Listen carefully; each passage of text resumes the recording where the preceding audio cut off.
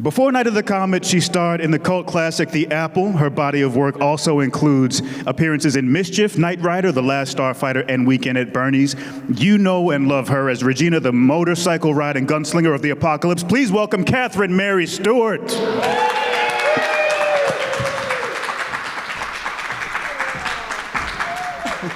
She made an unforgettable mark in the 80s as Cindy, the passionate cheerleader in Fast Times at Ridgemont High, and became an instant legend with back-to-back classics Night of the Comet and Chopping Mall. We eagerly anticipate her appearances in Scare Package 2 and Staycation, but tonight we celebrate her as Samantha, the witty and single cheerleader with a talent for DJing and playing dead. Let's hear it for Kelli Maroney.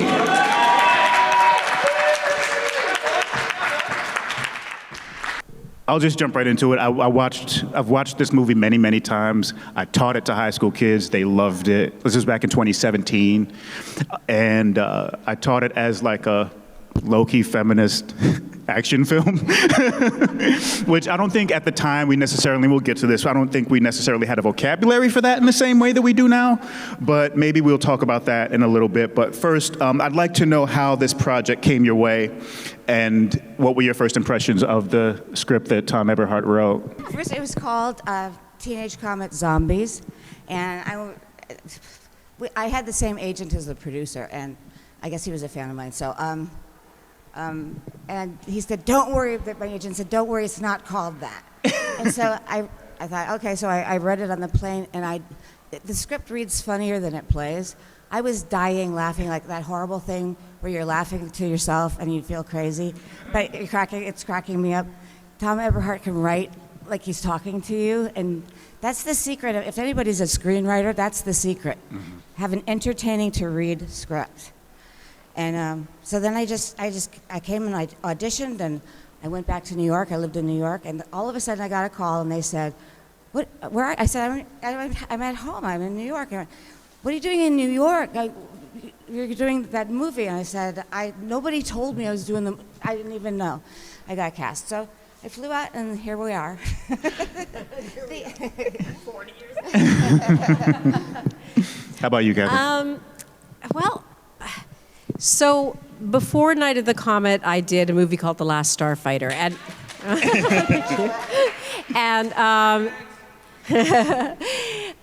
and I had been cast as sort of the girl next door a lot up to that point.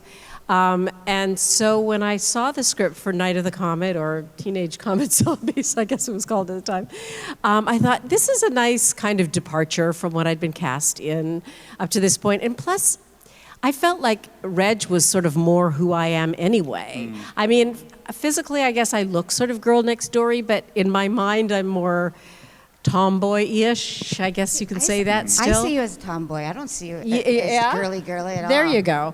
So it was such a great opportunity to portray a different kind of a character. And of course, as Kelli says, the script was terrific. I mean, Tom Eberhardt is just such a brilliant writer. He's got so many sci-fi fans / writer fans.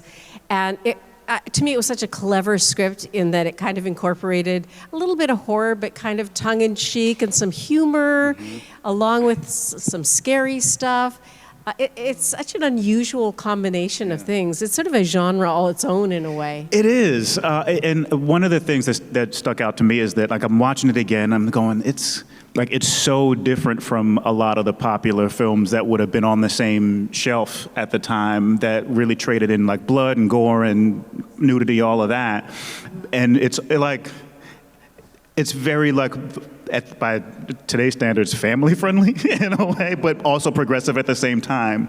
And that is a challenging landing to stick even now. So for it to have been done back in the early 80s it's still something that I think you all should be proud of, and that Eberhardt should be proud of as well. Hearing how funny the script was, I imagine that on some level a lot of the characters were fleshed out and very like developed, but I am curious, like, as actors, as artists, as creators, like whether there was a process of developing the characters further per your like personal specs with the writer-director of the film on set or during rehearsal or whatever. It's weird because the way something reads and the way you write it, then you get on the set and the set is what it is, and you can see it on the day. And the situation, all of a sudden, it's funny to read, but it's not very funny when somebody has a gun to your forehead. Right. So, that line I thought was so hilarious. What do you want? You want us to pay for this stuff or what? Didn't come out funny. It came out the way it came out. And I was bummed because I wanted that to be a laugh line, but how could it be? Yeah, it's absolutely true that, you have a concept of what your character is, and you absolutely develop it. In fact, I think we did a little bit of rehearsing with, didn't we do something with Roy London or something like that? Briefly, it was brief. But just to kind of, work on our chemistry or whatever, but that was very, very short-lived. So as an actor, you kind of, take the character, take what's written on the page, you create it, sort of a character for yourself. But once you get on the set, you have to be prepared for, as Kelli says, a situation to be completely different or unexpected from what you thought. And, even our relationship, the first day on the set was where I show up at the house and I'm looking for her, and then I'm telling her, nobody's alive. That was our first day, and we hadn't really even been through that scene before, so it was like, ooh, how will this play out? Oh, yeah. And you told the story about how the producers were like, almost, they sort of write off the first day just because, Wayne Crawford said to me, because I was standing there and the crew, he said, no reshoots. He just made this broad statement, no reshoots. And the crew started clapping. And he goes, I bet you're wondering what that was all about. I said, kinda, yeah. And he said, we always take one day, especially working with young actors, and we know we're not gonna get anything. But everybody eases into their role and they get comfortable, and we don't expect to have anything at the end of the day. So I don't know what we're gonna do tomorrow because we got all this stuff. And Oh, wow. Yeah. Okay. They really didn't, it was a lot. It was everything in the house. So I can see how they felt that way. Yeah. There was tons of dialogue. And yeah. But it just kind of, I guess for them especially, and for us, fell into place. And it's interesting also because when we were auditioning for the roles, Kelli auditioned with somebody else who was going to play Reg, and I was auditioning with somebody else who was going to play Sam, and we were sort of more physically alike, I guess. Mm-hmm. And so when I was told that I got the job, they said, come down to the studio, we're going to do a photo session, because they wanted to do like the family photos. And when I showed up and there was Kelli, I was like, oh, wow, okay. I didn't think anything of it. I had no curiosity about who got cast. I hate to tell on myself, but that's true. I was actually wondering about that, as I was watching it this morning, too, and I hadn't thought about it before, because once you start making your own films and you start thinking about, because whenever I'm watching something for fun, I'm thinking they could have cast for likeness in this family a little bit better. But then I'm looking at the two of you and I'm going, no, the contrast works. Like, that's from the visual cue of it is key. Well, the producers did that on. Tom wanted us to look alike, right? Mm-hmm. And he was into that. And the producer said, no, it's My Man Godfrey. Those two sisters look nothing alike. And so Tom showed it to me. He said, see, they couldn't be any more different, and it works. Mm-hmm. Yeah, and the characters themselves are so different. So it's like the physical cue as well as, the personality cue as well. Yeah. So it worked. And actually, it was the 80s, so they said, you got to love this movie. There's something in it for everyone. It seems as if there was, because I did I did some math, and it seemed as if, based on the budget, the movie did well. Was that the expectation? Was that something that you all thought about, whether people were going to come and see it, or what was there a feeling at the premiere when you were like, because I've watched my own stuff while people watch it, it's nerve-wracking. Mm. How was that experience when it was all done and you hadn't seen it yet, and then you watch it with people? Well, at that time in my life, I was very, very busy. My career was kind of moving along, and you sort of go from one project to the next. It's not like creating your own project and editing and then finally getting it shown somewhere, and you're just all like, we were pretty distracted. I think both of us were pretty distracted by other things. So there was really, and also young and kind of naive, and there wasn't a lot of expectation, you know? So we were sort of on to the next thing. And when it came out, it was so much fun when it came out. But again, I think over time, it's been successful for the budget that it was, like through video sales and all that sort of stuff. I'm not sure that it was a blockbuster when it first came out. Do you know that when they had to pull us, and the theater was making money and they didn't want to pull us, but they had to pull us for 1984 because it was about to not be 1984. Oh.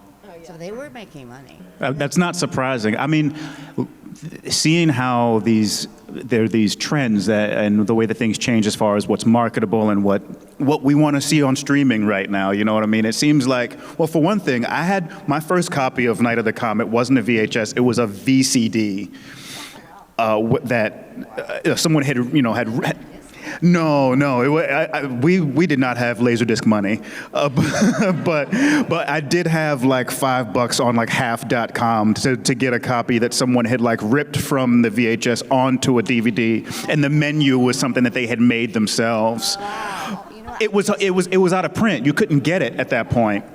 And I wound up getting like the Blu-ray eventually, and I'm thinking like, this thing must have new life now. Like if it were to stream right now and just be available, because it's not. Like it's on Amazon for like $4, but it should be everywhere right now. It will resonate because it's still fun, and it's also a testament of its own time.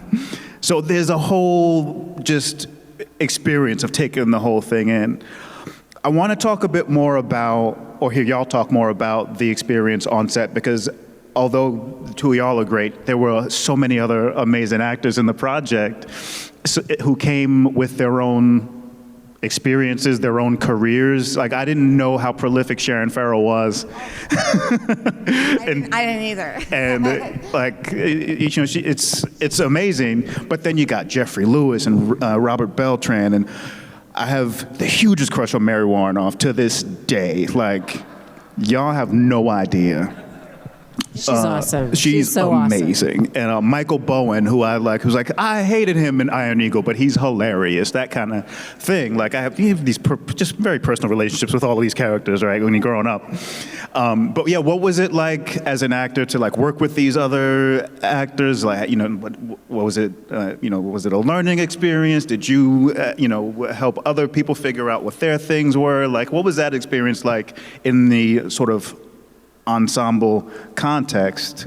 Because it doesn't seem as if, one thing I noticed, Kathy didn't do a scene with Mary. She did one with Jeffrey. I didn't do a scene with Jeffrey. I did one with Mary. Right. Both got gypped. But got lucky we both got gypped. It's fair. I mean, I love Jeffrey Lewis. I mean, I just thought he was so awesome.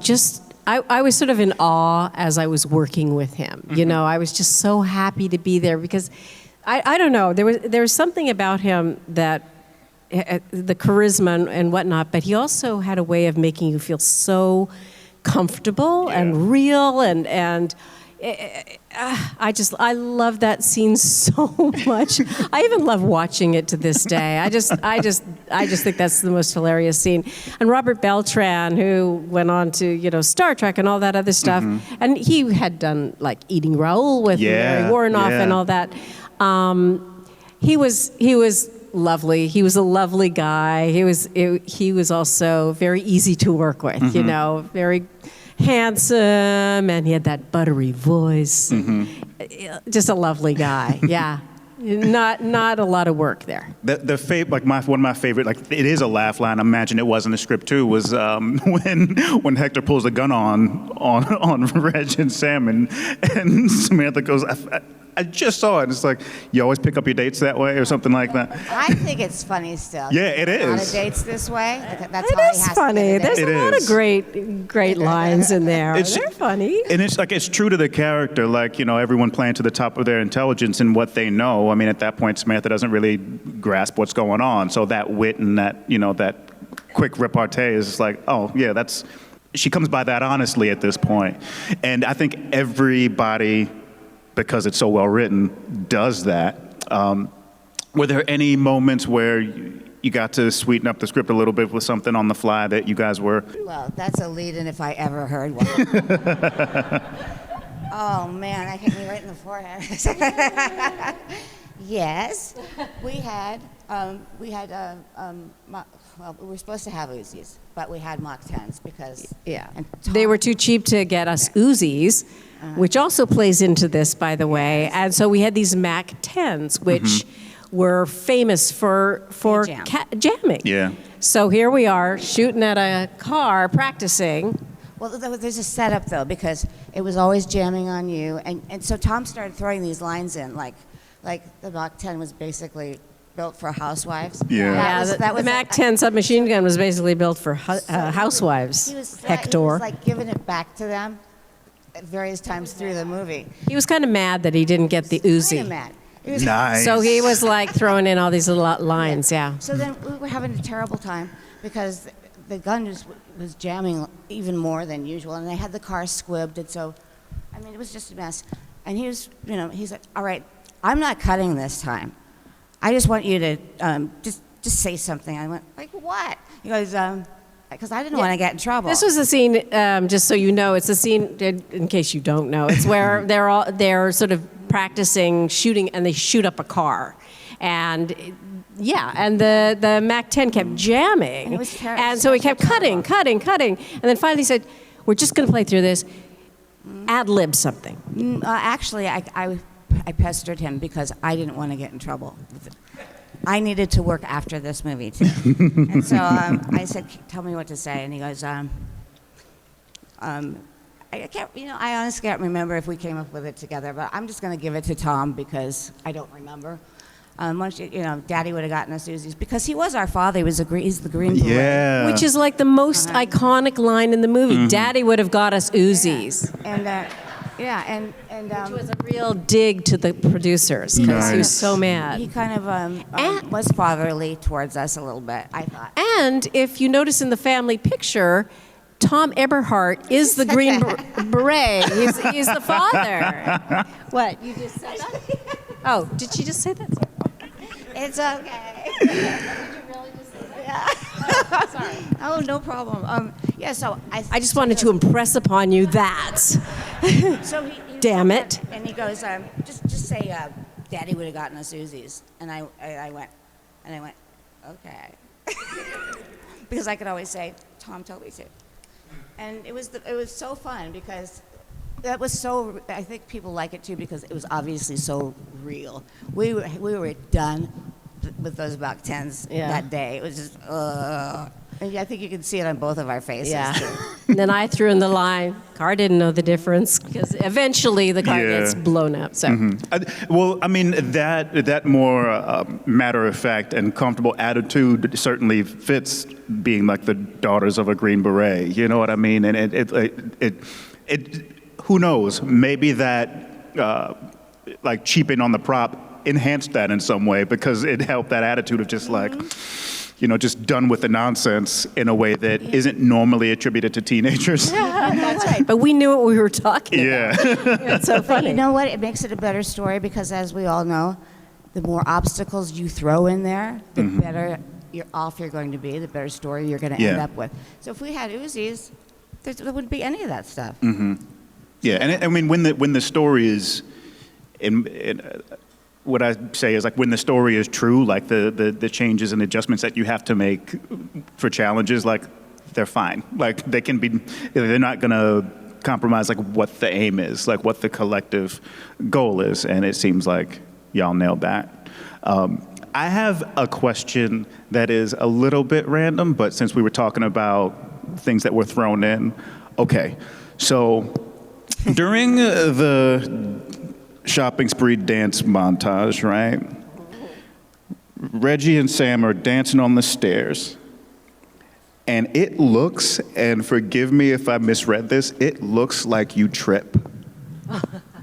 Right before they cut away. Do you remember if that happened? Am I making that up?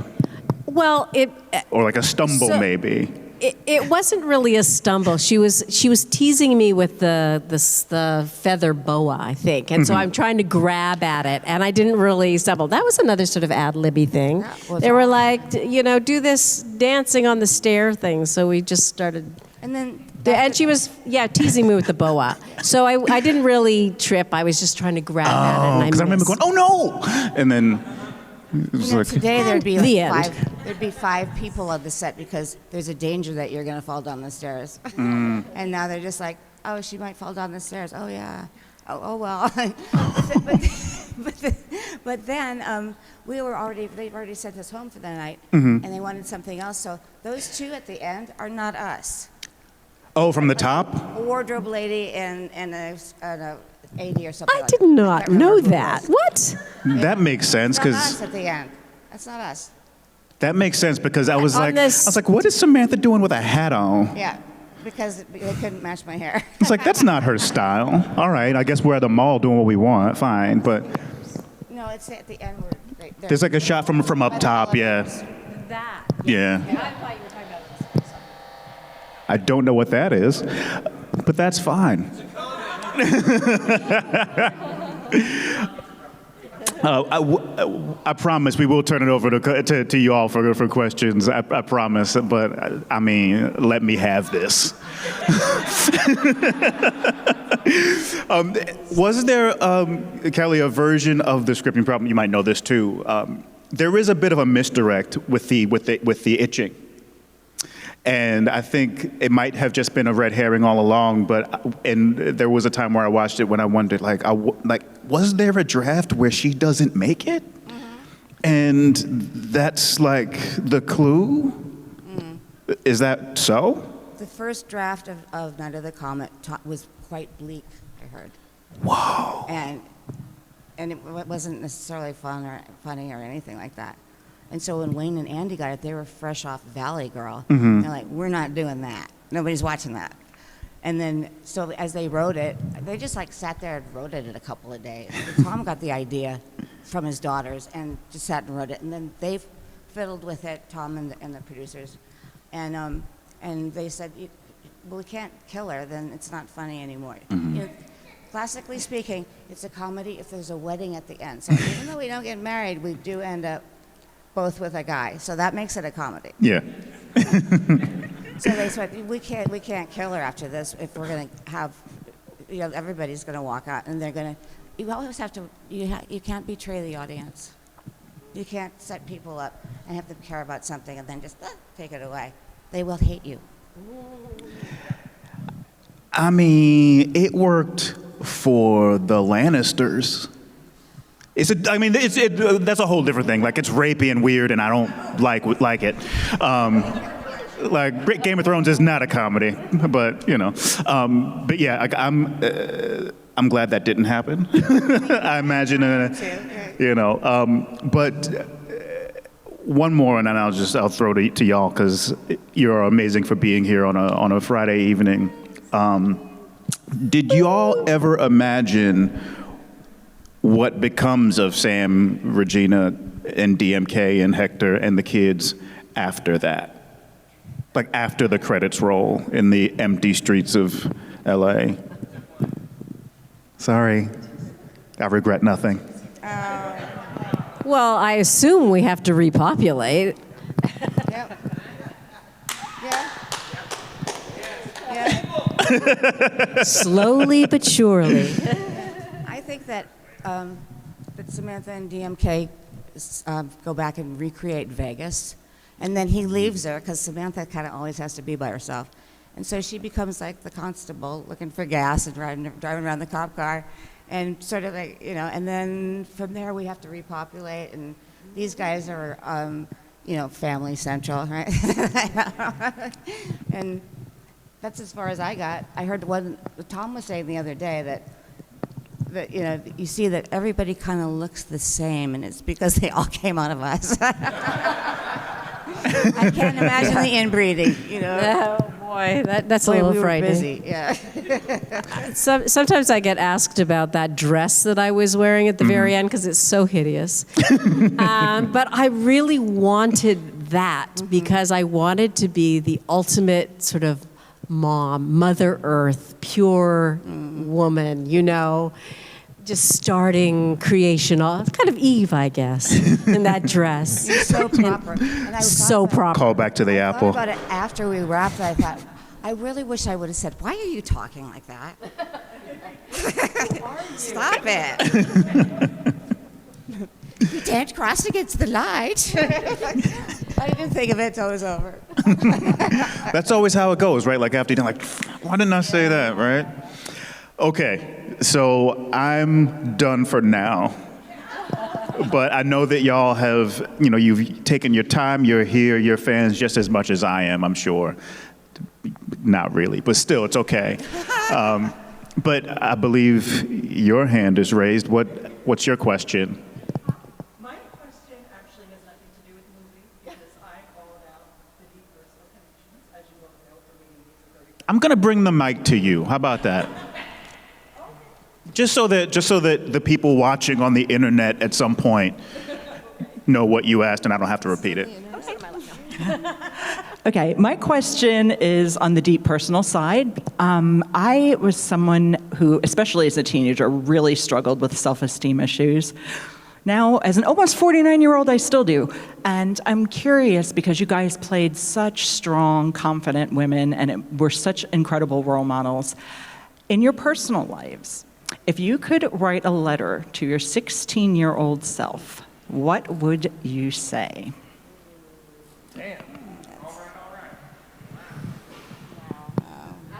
Yeah, because I think 16 is a really tough age for everyone, whether you appear to be, you know, just uncomfortable or not. And, you know, at 16, I'd sort of found a niche in dance. I was dancing all the time. I was a dancer. I hated school. I had a friend maybe. I didn't have boyfriends or anything. I did nothing. I didn't like school at all. All I wanted to do was get through the day and go to my dance class. I think, you know, a lot of people probably say this, but you are going to get through this and it's all going to be worthwhile. Follow your heart. Yeah. Yeah. Yeah. And be confident. Don't care so much about what other people think. Just, you know that you're special. Know that you have something to offer, and stop picking on yourself so much because you're ruining your life that way. I would say that to anybody, not just be at 16. I would say that to every human being. Quit picking on yourself. You're just stopping yourself from, you know, being all that you can be. But Yeah, I think the world needs you, so stop it, you know. you need to revel in your uniqueness. You really do. I mean, and I'm sort of learning that even as an actor, that the most successful actors are those who are unique. They're not Barbie doll cutouts, which so many actors will try to be Ken dolls or Barbie dolls or what they think they're supposed to be, as opposed to their own unique person, talent, intelligence, and what you have to offer. You really need to learn to revel in that. Yeah. Great question. Anyone else? Yeah, you, sir. All right. So who did you think beat you at the video game? Who do I think beat me in the video game? Yeah. I think what happened is she sees the license plate but she doesn't actually put two and two together, but there's a moment. If you notice, Reg sort of does a little something, And then it's all back to taking pictures and playing football or whatever they're playing. But I don't think it actually sank in, at least then. Maybe like a couple of nights later, she woke up in the middle of the night, TMK, I need a rematch. Come back. Nice one. Anyone else with questions? Anyone? Before I go up here? Yeah, all right. Hi. I'm an ACCA fan and have been studying women in horror and women in fandom for a number of years. And that film is often quoted as one of the first, two women together bonding to, fight the evil. In fact, Amber Benson quoted as one of her favorites. So shout out. She's a casting Did you person. know at all, that it was different from other films? Did you feel like the female camaraderie was different, or just not aware at the time? What's the question? Were we aware that it was different? That it was a different kind of movie, that the two leads were female protagonists that could actually take care of themselves and whatnot? There was a little support each period other, in the 80s where it was pro-women, and I just thought that was the way it was going to be, and I was sadly very Yeah, we're all wrong. sadly disappointed Yeah. from the That 70s moment where we when- thought we had taken care of woman- it. I No. had 3 or 4 of them in a row, and I just thought my whole life was going to be like that. Yeah, it's weird because I really never did think about it. I mean, for me, it was just, it felt very natural and very real. And I never sort of thought to myself, oh, I can't believe a girl actually gets to wield an Uzi or a MAC-10 in this case. And it was just fun. I mean, one of my favorite scenes was fighting the zombie in the alley, and I didn't think twice. I didn't think, oh, I'm a girl, I can't believe I'm fighting. I was like, absolutely, bring it on. It was so much fun. So it's so funny because it wasn't until later that I realized that not only was it sort of unique, but it had an enormous impact on a lot of women or girls, but also a lot of men. And what was interesting to me is that men don't have to just watch men. They Right. don't have to, that's all, it's the powers that be that I really believe dummies down the audience and doesn't give them a chance to see interesting, especially nowadays, I feel like, especially with big studio productions, doesn't give the audience a chance to see interesting and different and creative product. It's how can we make as much money as fast as possible? And the safest, too. And as safe as possible, too. Accountants took over. Oh, for sure. And even now, female characters, they're all almost like men, super, I don't know. All these superpower women are not really uniquely female, I want to say. I mean, they look female and are sexy and stuff, but they're kind of doing what traditionally superhero men do. And maybe that's what they do. I don't know. I'm not a big, massive... Well, they're kind of set up as a superhero. And so you see them as a superhero, and they don't have human moments. They're not male or female or yeah. They're sort of, you know what I'm saying? I don't know. I'm sort of rambling now, but... Or they do, but it's too late because you already know that it's Wonder Woman or whatever, or Supergirl or whatever. So you're not thinking about them as just a regular person. Yeah, and I think what was so interesting about, and even that time period in the 80s where these stories were about the characters. Mm-hmm. You learn... Now it's about the action and the CGI and all that other stuff, I feel like, a lot of times. But then, that's what people connect to, is stories about people they can relate to, characters that are relatable. And, we were sort of goofy characters, Valley Girls or whatever, but they're relatable on many levels. And I think that's why it's, been around as long as it has, and people have enjoyed it for as long as it has. Yeah, well, thank you. Great question. Thank you. You, sir? Hey, so Kelli, we know that you kept the cheerleader outfit, How did you know that? which over the last couple of years had a very interesting journey of itself, but thankfully it's back with you. But Catherine, did you take anything from the set? shoes. Well, what was really fun about that was I got to go shopping with the wardrobe person, and so all those clothes were like, I think she had sort of a color palette that she wanted to match, but those were my choices. They were my jam, you know? And those shoes, do you remember the little gray boots?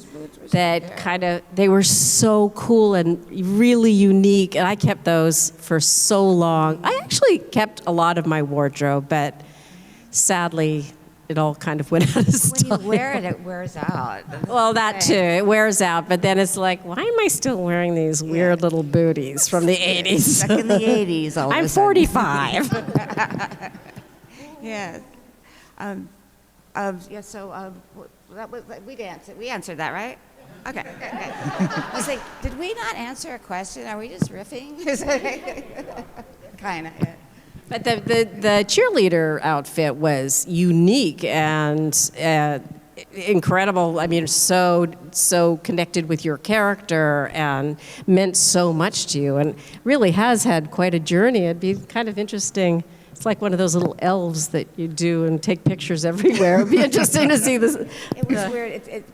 It wasn't really about me or as an actress anymore. I noticed I had to do that for the fans. I had to get it back because everybody was saying, "That's okay. It wasn't the outfit. It was you." But you know what? I thought, no. Samantha goes and gets her goddamn uniform back. I'm sorry. and I feel a responsibility, and I'm happy to do that. But that was not going to happen. And, you know, it was really hard work getting it back, too. So it's not like I just went over and got it. But that was just wrong. It tainted the memory. So I got it back. Yes. And somebody said, yeah. So somebody said, I'm so glad you got your outfit back. And I said, it was Jed. I go, did you think I wasn't going to? That happened recently, right? Because I think there was, I read about like, she needs to get it back. We have to help her get it back. And there was like a whole thing, right? It was weird. My original thought was to not tell anybody. But then was it Dread Central that first? Probably, yeah, I think so. Yeah, and I thought, okay, well, too late. I mean, the internet saves. I mean, you could have, you know, you put something online and they'll track it down for you, especially when you have such a just passionate following, you know what I mean? Like, you could probably track down a lot more from that whole thing. Well, that really became useful if the person wouldn't show themselves, because I got to say, you know, nobody's mad, you're not going to get in trouble. I just wanted, maybe we can work something out. Mm-hmm. You know, and then nobody showed up. I don't know who it was. It could have been the show. Maybe they knew that I was coming back for it, and maybe they were just amping it up. I don't know. Because boy, were they, I mean, it just got so expensive. I just thought, something's so wrong here. I think it felt wrong in my gut. Like something was desperately off. Yeah.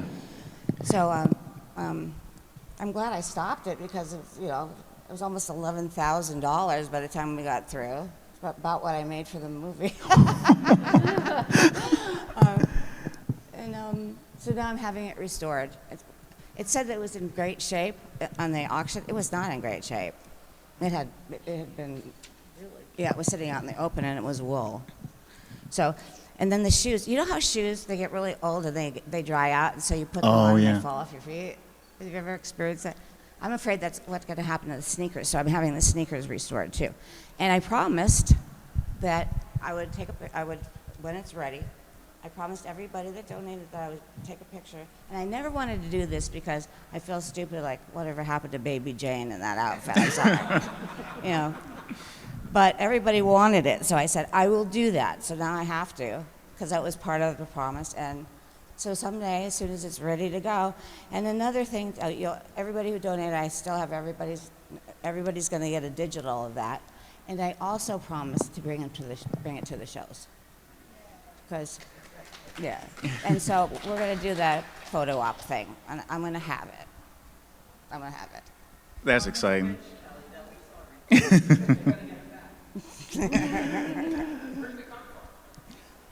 John Mudo, his concept for the thing was, and I didn't know this, so my whole thought process was, well, see, that's what you get for not going shopping. She looks awesome, and I look like a clown. But what it was because I was in denial and it wasn't happening. Everything around was supposed to be muted, like the end of the world, except for me, and I was like supposed to be live because I wasn't admitting what happened yet. So they did that on purpose, and he designed it, and then they built it for me. If you see in Fast Times at Ridgemont High, that's a real cheerleading outfit, and they're boxy. You know, they sewed that thing on me because they said it's a fantasy. It's a fantasy cheerleader outfit. I was like, okay, whatever. But yeah, they did. It's a question I forgot to ask y'all. As prolific as your careers have been, and knowing what the challenges can be as an actor who just wants to tell stories, who just wants to create characters, are there still, and if so, what are they, characters/stories that are still left for you to tell, that you want to tell? What is that saying about? There's no such thing as a story under the sun that has already been told. It's about the way we tell them, I guess. Yeah. What does that say? This is a quote. There's nothing new under the sun. That's something that people say. Yeah. Like I agree that like all stories sort of exist already. They just need to be just dug up again. Like the germ of it, but yeah. I mean, it's going to be way different now than it was in 1850. We have a lot more to talk about, you know. Yeah.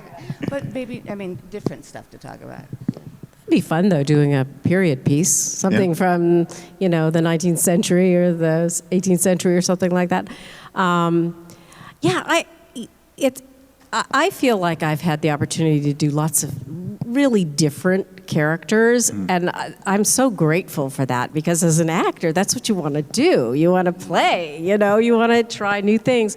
And I think that every character, there's absolutely a piece of yourself in there, but you try to that's the joy of being an actor, is playing with the characters and creating these new people that hopefully entertain somebody. And so each project that I do, it's like a new, it's a brand new package. There's nothing the same about any of the shows or the characters or anything that I've done. So when you ask what would you like to do, it's like, I don't know. I know every story has been told in a way, but exactly what you're saying, it's the interpretation of it. There's nothing new under the sun. That's what it was. Yeah, there's nothing new under the sun. But it's your interpretation of it that you hope, again, that plays into the whole unique thing. You take your uniqueness and create something unique, I guess. That's true. I just want to remind y'all of who you are, though.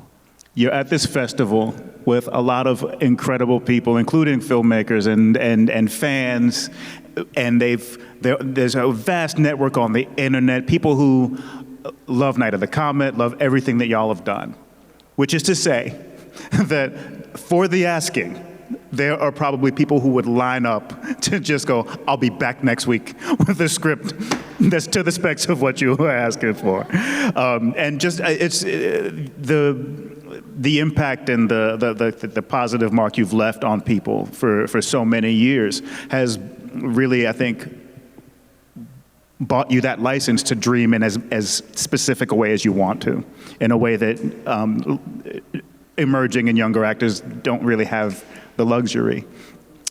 So that's why I asked that question of the people who I talked to on these panels, especially who are as amazing and legendary as y'all. We've got, I think, a little bit more time for any other questions. And if not, then I'm sure that you'll be, if you haven't already visited them at their tables, to, yes. Say what? I was acknowledging. Oh, okay. Well, yeah. Who inspired you guys while you were growing up, doing stuff, and today, who, I don't want to say you would like to play that part, but who would you see yourself as being in today's, like a movie that comes out next week, or something of that nature? Oh, are there us today? Well, we would be us now, so there's no us. Yeah. And we couldn't play those parts anymore anyway. No, it doesn't have to be. You can say what it was. I don't care. What type of character? To me, the 80s were totally Oh, for And sure. I think you guys everybody agrees with that. So the movies were totally different. I think the acting is totally different. There's a lot less acting now. So if you could, who inspired you while you were doing it? Yeah. In your prime, you know, in your trying to whatever. And then today, Two-part question. Right. Now I got it. Chose this one. Because it's why I'm so extra. Betty Davis and Susan Hayward. I love those two. Yeah. And you can see that I've tried to emulate them at every possible moment. Whoa! But anyway, and today it would be Anthony Hopkins. I love the way the light that he chews up a scene with, and the sparkle in his eyes. And I aspire to be him. That. Well, growing up, I loved musicals. I loved Julie Andrews. I loved all that stuff. You didn't like Julie Andrews? I was totally Scared me. That was scary. I was totally into Mary Poppins and Sound of Music, and we got the albums, and I knew all the songs, and I loved all that junk. In terms of today, who inspires me, Anthony Hopkins is incredible. This always happens to me. The names just like drift from my brain. Judi Dench? Close. I love Judi Dench. Oh, I know. Helen Mirren. I love Helen Mirren. I'm older. Older. The matriarch in the English series. What? Maggie Smith. Oh my God, yes. I heard you. I heard you say it. Thank you. Oh my God, it was killing me.